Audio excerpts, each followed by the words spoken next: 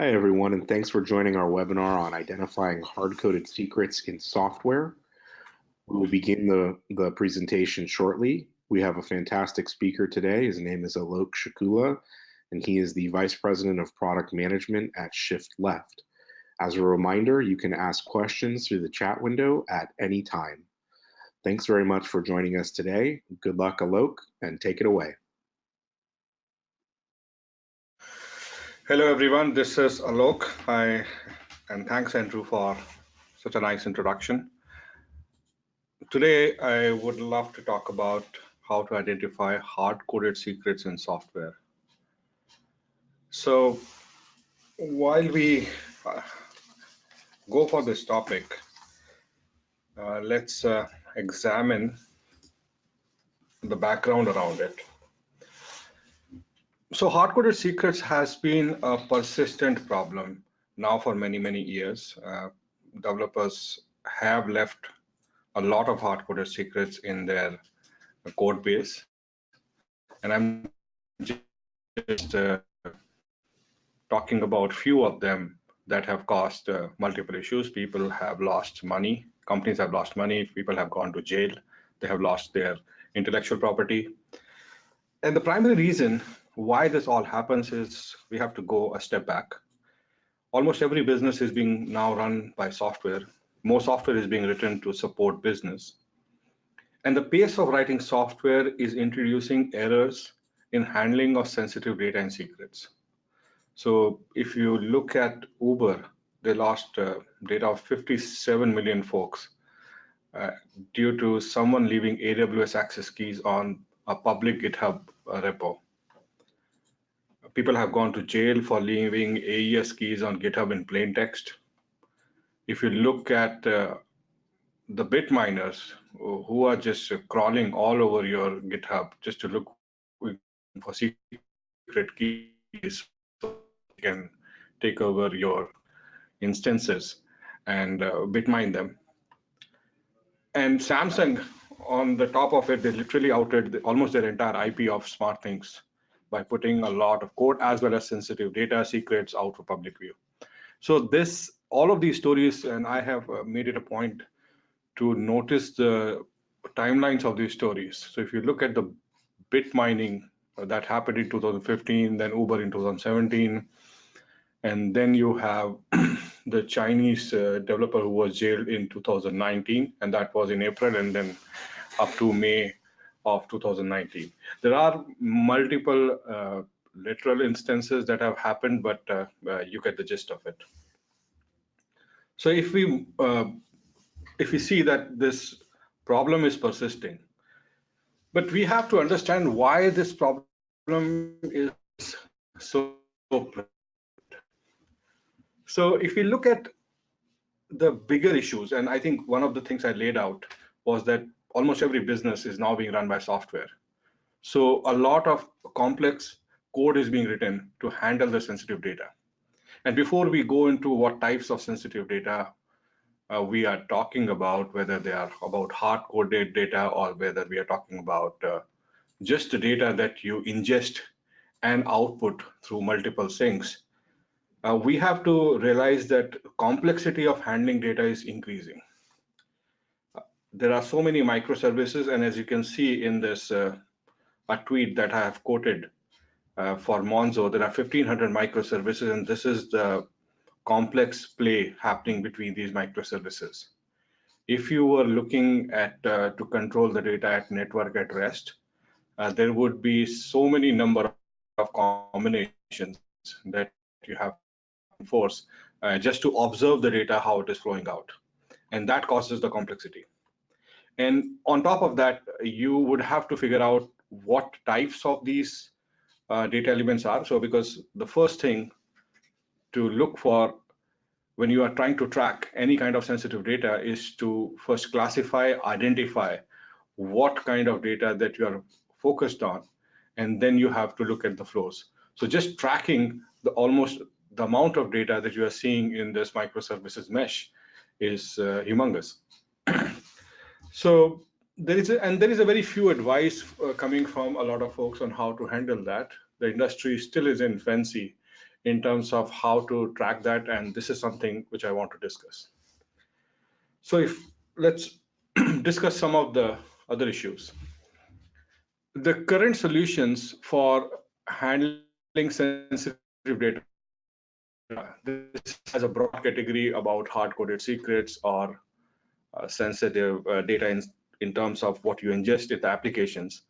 Why the current solution that are trying to focus on the data at rest or data in network are insufficient? Why the tracking is just insufficient?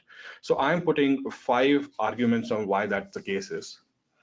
As I said, the first argument about how good a job you do regarding sensitive data, whether literals or whether you are talking about data, is classify them. When you are at network, it's very difficult. On the rest, there is some basic definition of data is available, but the semantic understanding, where not only you understand the type, but also how it flows, is just not available. The construction of data does not happen inside the database or over the network. Mostly it is happening inside the application where we are not watching that. Now, there are questions which come about transitivity. If one data element X is sensitive and Y is sensitive, how do you figure out whether the Z, which is a combination of X and Y, is that sensitive or not? So when you are on network or your REST, this transitive information is usually lost.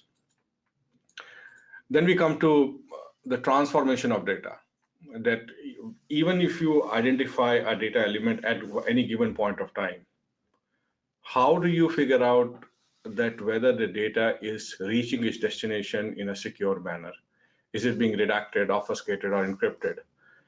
Or is it being happening for the particular sinks? When I talk about sinks, I mean, is it exiting on the log in a safe manner? Is it exiting on an email channel or a network channel or a database channel in a safe manner? If you're on a network, by definition, there are just one sinks or just one medium. If you are just monitoring the data on network, you don't know what is the same data doing on the disk or on the database, and vice versa. So all of them become very only just one part of the knowledge that you have. You do not have the composite view of the information. And then the final item is that, yes, somebody can tell you that you just have to trust that data has been classified, identified what is sensitive, and transformation have also been applied. How do you develop the trust that the transformation of the data in terms of have they been redacted, obfuscated, encrypted, has that process happened in a proper manner, or all the flows in which the data is flowing have been touched? More you go to the network or REST, this information is not available and it becomes harder and harder to obtain. So based on that case, we will propose that why it makes sense to look at this inside the application and on both parts of the data, whether you're talking about literals or just the sensitive data types. So let's move to the next slide. Let's start with first defining what we mean by hard-coded literals, which is the topic of this webinar. So if we look at this, the literal essentially would be any hard-coded keys or URLs or API calls or basic authorization information, for example, in username, password format. There can be many types of hard-coded literals or secrets. What the most solution will try you to focus on that, yes, there would be an access ID key, for example, just like we are showing you that in an example about access key ID, which actually is an Amazon IS key. So they will just focus on this literal pattern matching, but frankly, it's much more than that. You may be declaring a key, either directly putting that literal into the code, or you might be initializing that key by reading that literal from a file. In either of the cases, once the variable is constructed or literal is constructed, that might be passed along to multiple flows, and it might be written out to an untrusted exit. In this case, for example, we are writing it to the logs. So there are two problems that are happening with the literals. Not only it's being initialized in the code or through ingestion, but it is also flowing through the application and exiting through an untrusted log. So this can happen. This problem about literal is something which is so common because as developers, many of us have written code where we just for the debug information, we have written a lot of literal just to help us in debugging, written them to logs, and or even wrote a lot of comments. So, I mean, that brings me to a nice point that literals can be in form of a comment or could be a part of variable that get passed along as part of the data flow tracker, and it can transform into some other variable. So if you're not tracking the lineage of the data, you might be just focusing on a line of specific code. Now, we have talked about the leaving of cloud keys, which is a particular problem, but this is a particular area where we are seeing a lot more focus because the infrastructure as a code is being written in a very predominant and with a very aggressive manner. And so we are finding out that a lot more data leaks or literal are being written inside the infrastructure files more than the software source code itself. At least that's what we have seen so far. So now we go to the what we call as not so hard-coded literals or not so hard-coded data, which is the user-defined and predefined types. So you do not have to write literals in that sense, the broad definition of sensitive data. You might just be reading the data from multiple sources, whether it is coming from a file or email or network or a database. You just might be reading and then be casual about how you are treating the data. Or you might be using that data to initialize another literal. So a lot of things might be happening.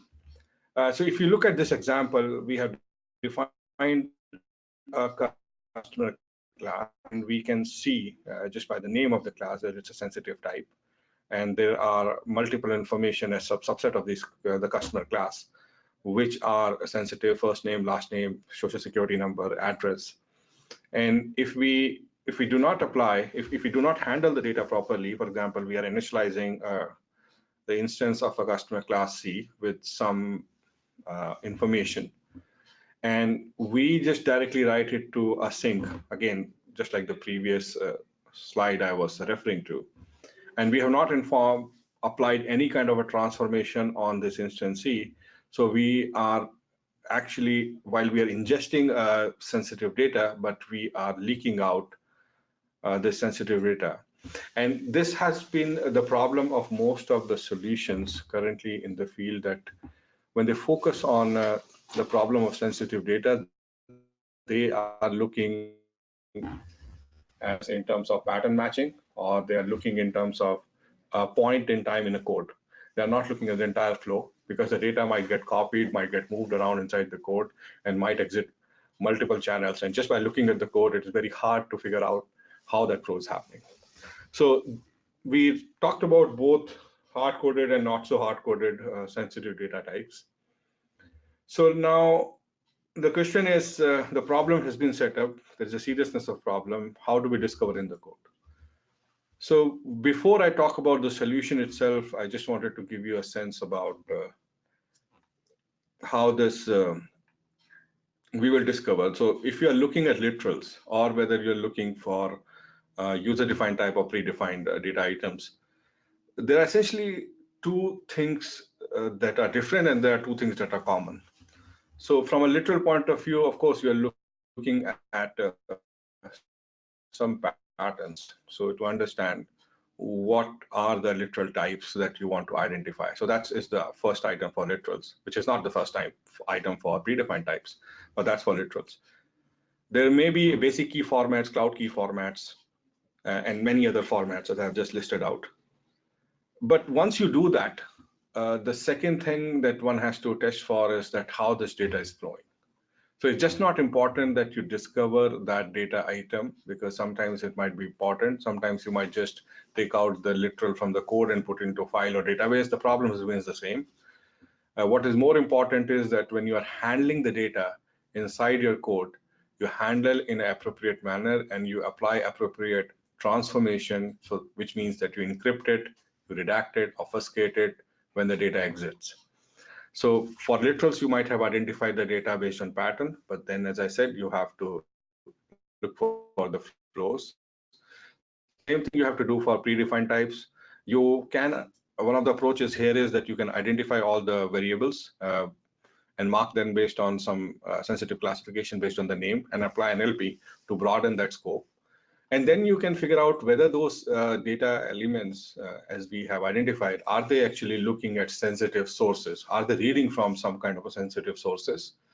And then are they writing the data to sensitive sinks without applying any transformation? And the transformation we generally are looking for encryption, redaction, or escape routines. So this is the way you identify what could be the possible set of those data types that you might be dealing with inside an application. And then when you test for, you essentially are looking for that, especially in general, my advice is that you look for 4 channels, the logger, email, database, and network. And you look at those 4 channels and ask the question, if those data types that I have identified, if it is touching any of these things, is it touching in a safe manner? One of another advice is keep track on mutation and lineage, which means I was talking to that if you apply a variable name, if you're copying and if you're creating multiple copies inside the code and basically or adding 2 sensitive data variables or information in those 2 sensitive data variables to create a third variable, keep track on that, because that's the way the data proliferation happens, and sometimes you lose track of the target itself. So that's the way I generally propose that how you discover it. So as shift left, we have implemented the solutions as part to discover both literals and sensitive data identification inside the code. So what I'm going to show you very quickly is a demonstration of 2 of our products actually combined, at least one of the products, which is called Shift Left Inspect. It's a code analysis tool, and I will talk slightly in more detail after this. What I've done is that I have a code base in which I have implemented this solution, which basically once the code is getting built, it will analyze the code and not only identifies the location of where we will find a literal or a specific sensitive data type that might be leaking to a sink. It will also create a flow on top of that, and as part of the pull request, you can actually enforce this discipline. If you find any of such data routines, you can do that. So in the interest of time, let me just show you. So before, let me. So this is the code base that I'm referring to. This is an application called Tarpet, which is essentially a Java application which has been seeded with vulnerabilities. And it has a lot of data that is both handling the sensitive data as well as it has a literal. So for example,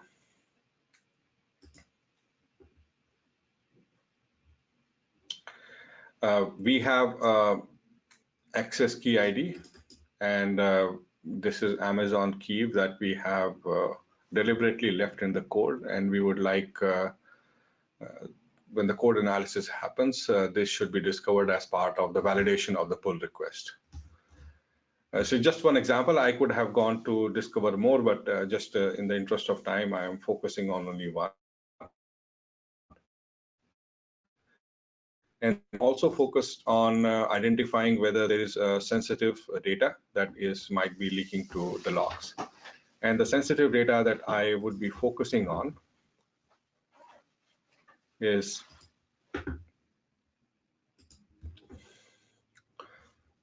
this user model, in which this is a user modeling of a user in which there are a lot of sensitive data from a personal information perspective, username, first name, last name, so forth and so on.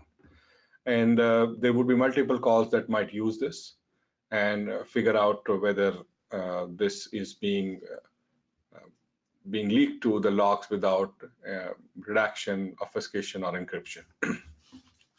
So as part of my build, I actually updated a small file called config.yaml and run a pull request. So as I was expecting, the shift left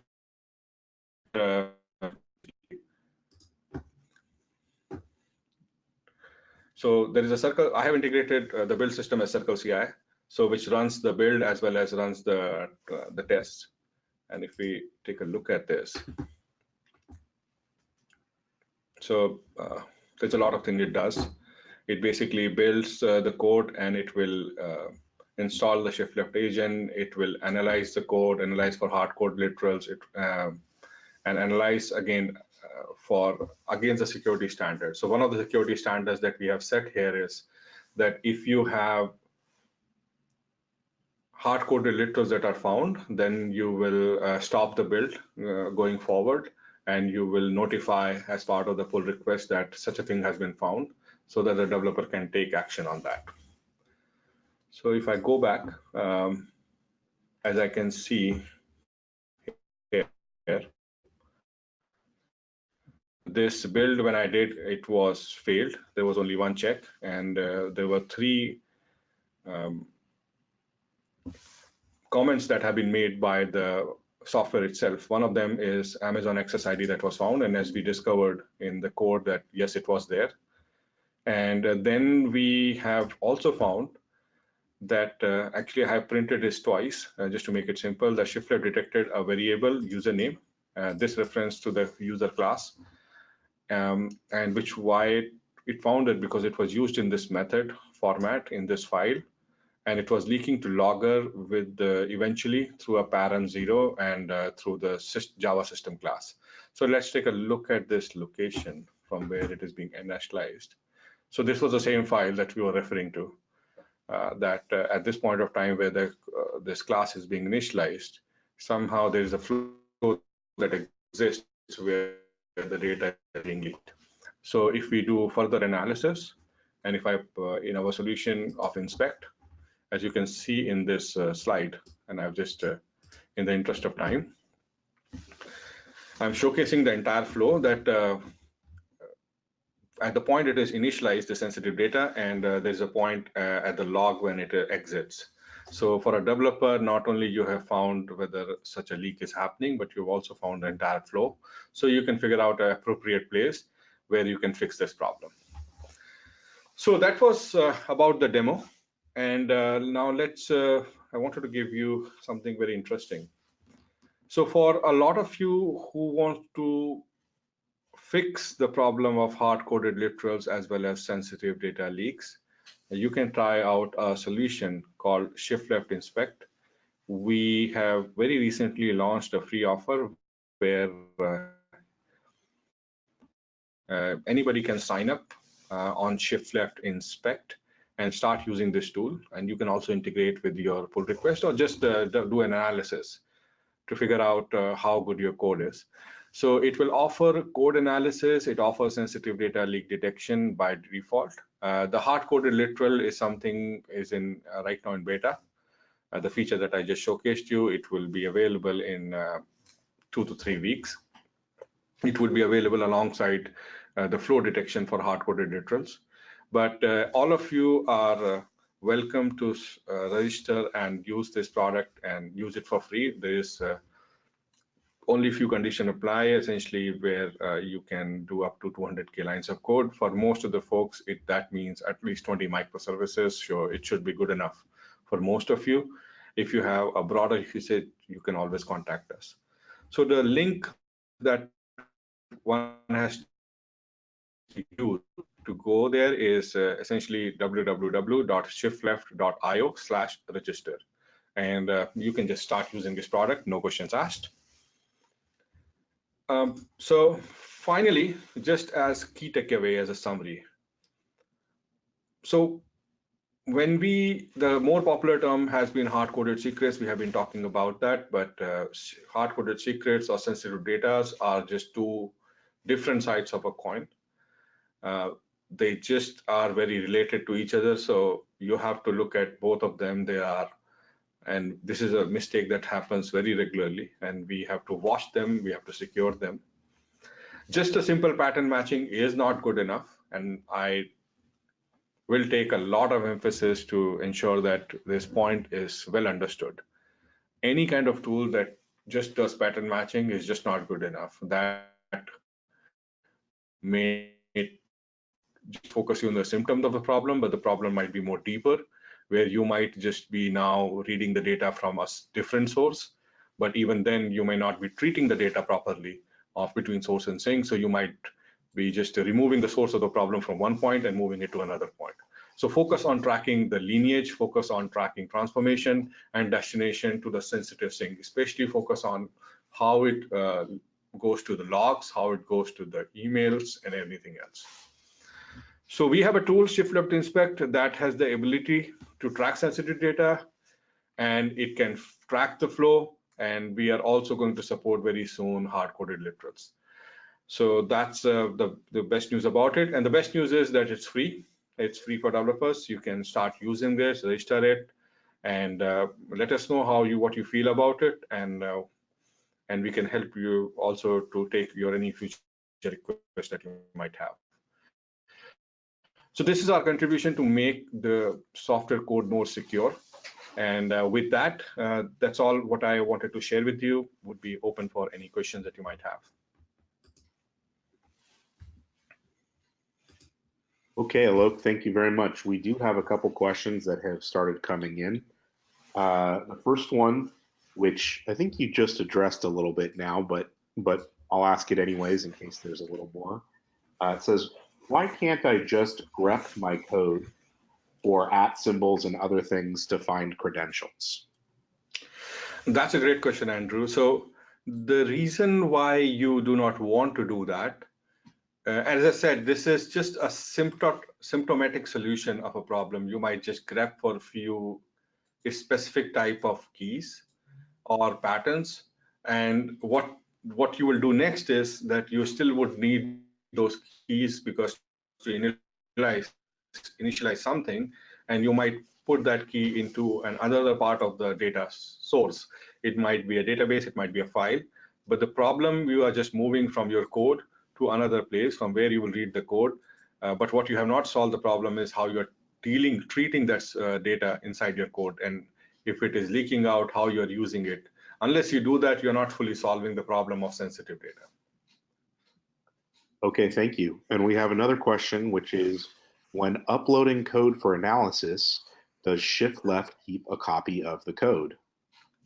Great question. So I answer this question very regularly, and I say this: shift left does the code analysis in the cloud without even uploading your code. So the way shift left works is that it will analyze the code as part of your CI/CD box. It will create what is called as a code property graph on the local box of a code, and then just take that binary format, which just have the meta information, and it will analyze that code on the cloud, and based on that will produce the results. So no, we do not, neither we upload the code nor we keep a copy of the code. So similar question here. If we integrate this with our GitHub, is there any outbound traffic of the data? Can we keep everything locally? So I do not fully understand what you mean by, is there an outbound traffic of the data? I think essentially you are referring to whether we are creating a meta information. So the answer is, we are not taking any part of the code. As I said, we create what is called as code property graph, which is a binary pre-compilation representation of the code, which is a proprietary format. And by just reading that format, you cannot understand much about the code, but it is important enough for us to analyze the code and make judgments about it. So that is the only information that we extract, and but we don't take the code. All right, and another question here. Does shift left perform a static analysis on the code, just like other solutions perform? So shift left performs a static analysis in the code, but not like 45 or check marks. Let me explain that how. So shift left was, so any kind of these solutions, whether 45 or check marks or Veracode or any other what we call as legacy vendors, they were formed before 2005. And the way they analyze the code is that they create multiple types of data structure. They will create lexical analysis, data flows, control flows, and they will create different data structures. And then they will put rules into each of those data structures separately. And that's the reason you might have seen why they take so much of time, so much of compute power and everything. What ShiftLeft did, ShiftLeft is based on a technological innovation. So in 2009, our chief scientist went in to do his PhD to solve exactly the problem of slowness and error proneness. He came out of his PhD in 2014 and basically invented what is called a code property graph. That essentially that technology did was that it fused all of these data structures into one graph, hypergraph. And on that graph, it essentially on every node, most of the semantic information was available. So you do not have to jump on multiple graphs to create that information. You could do that from there. So not only it makes this analysis one of the fastest solution that is available in the industry. For example, it is 10 to 40x faster than any tool that is available. And it also is able to perform more sophisticated analysis. Just the flow analysis that you saw, along with the literal analysis, is possible because of this technology. So if you're interested in that, there are a lot of videos on our site where you can see this information, and that would be very useful for you. So thanks for asking this question. Okay, another question. Does this work with Bitbucket or only GitHub? Oh, it will work with any kind of Git repository. So Derek, actually, it will work with Bitbucket. It will work with GitHub. It works with GitLab. You just name it. So in that sense, it's a pretty open tool. And actually, any one of you, if you're a developer, it is a pretty trivial thing for you to integrate this into any tool. So thanks for asking that question, Derek. Okay, and then clarification from the earlier question about data leaving the network. It says, can we have an on-prem deployment where we don't send even this metadata CPG graph? Yes, we have a solution. We call it shift left ocular. And that's a solution where you can run this analysis completely on-prem. The challenge is that you have to manage a lot of integrations. So yes, you can do that, but if you have the time to do some more integration by yourself, yes, definitely you can do that. So thank you for asking that question, Alexandru. I have a question, I think, which I can see is what is the link for video? So let me actually, because you can see the screen. So I'm just opening the site. And I believe there is a lot of, you can go to the old webinars, and this we can show you a lot of information on how you can go about it. Folks who are interested in knowing about the on-prem deployment, you can look at Shift Left Ocular demo at AppSec 2019. This is the solution. Actually, the demo is done by our chief scientist, doctor who actually invented this code property graph. And there are a lot of videos that you can actually go there and see that and to answer a lot of your questions. So then we also have vulnerability hunting videos on our website where how will you write your own script if you want to do more sophisticated analysis, and that can provide you information. So it looks like I have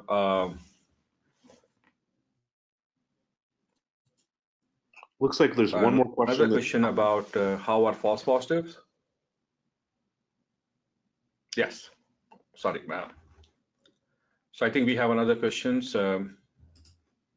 about how are false positives? So from a false positive perspective, Amit, we were, and I think I should have a documentation somewhere.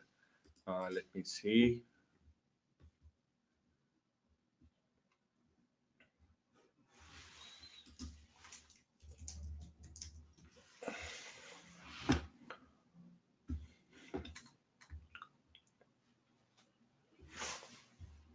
Just give me a second. Regarding the false positives, we've evaluated ourselves on OS benchmark. Yes, so this is the block. So we evaluated the OS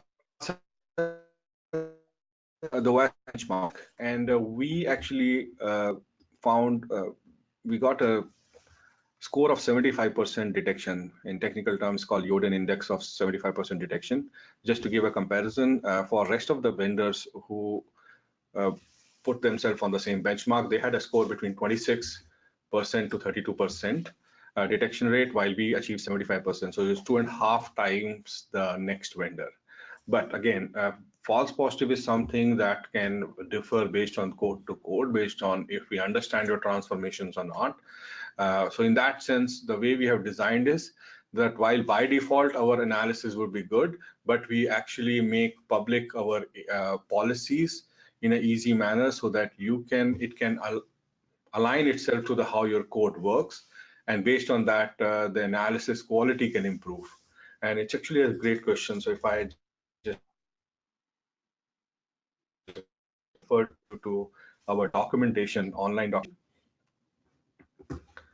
and if I go to the policies, you can essentially define the policies, remove the false positive by yourself. You do not even have to worry about us, and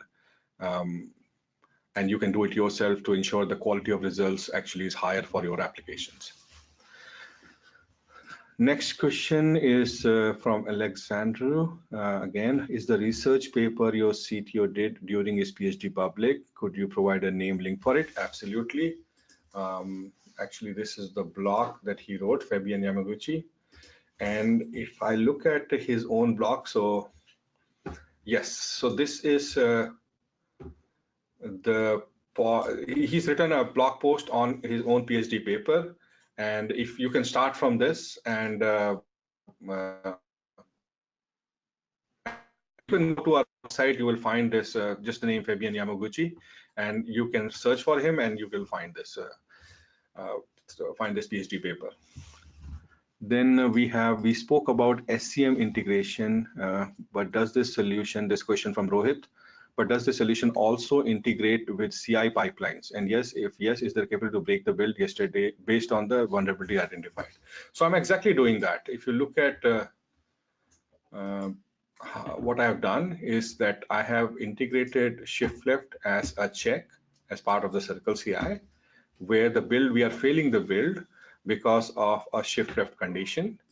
And what shift left is doing is inserting the comments also here inside the PR request, that what are the things it is finding, and based on that it is failing the build.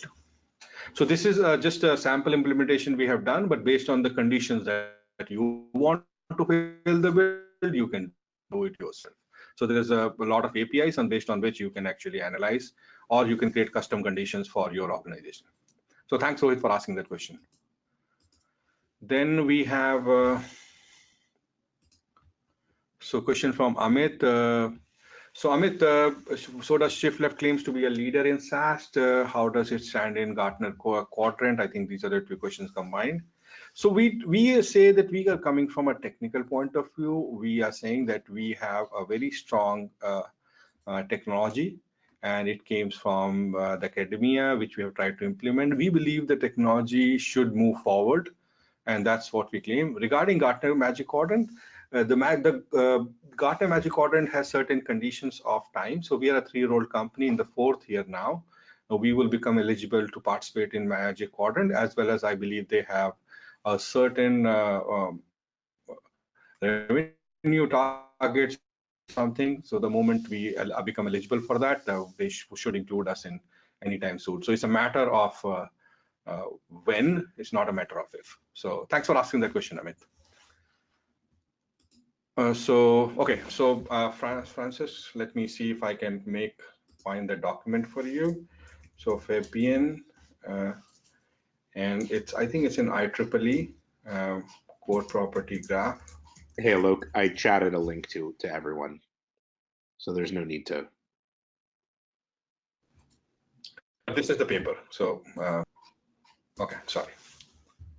So I think this is the paper. So I have also sent the link to you, and also Andrew would have sent this document to you. So I think that was a lot of questions. Any other questions that you gentlemen might have, which I can answer?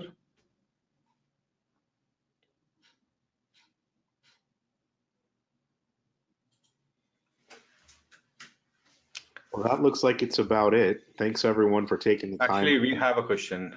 Sorry. There's a question from Amit Agarwal. Is there data which suggests shift left detects more issues with others? So Amit, I think I can share that. I think we would have our information. We can send you a document on which we have analyzed that, and you can take a look at that. So thank you for asking that question. We will ensure that you get that information. I think Alexandru is asking a question. Could you go into a bit of technical detail on how this code flow analysis work on more advanced example? Sounds similar to taint analysis. So, that's a great question, Alexandru. I think this will require more session. So we can contact you, and we can actually have a more technical person walk you through more detail. So I think we will do that definitely. And Rohit is again asking question, does shift left perform open source scanning to identify both vulnerability and license violation?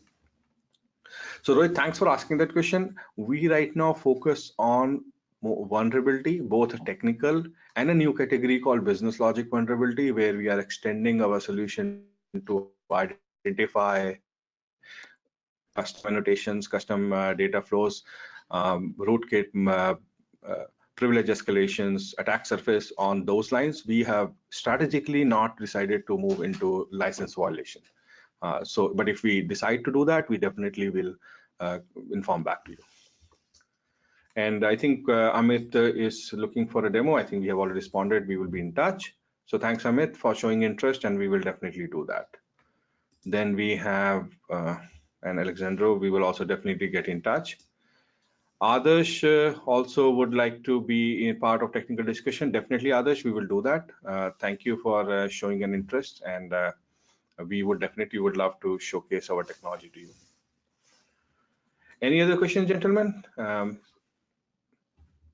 Okay, Rohit, we will definitely also reach out to you. So we have Rohit, Alexandro, Adarsh, Amit, and I think Francisco, you got the answers that you needed. And I didn't answer the first question, which was Roman Ostrovsky. Yes, you joined the meeting, I believe. That's why we saw your question. Any other question, gentlemen? Or the ladies who are on the bridge? Happy to answer any of the questions.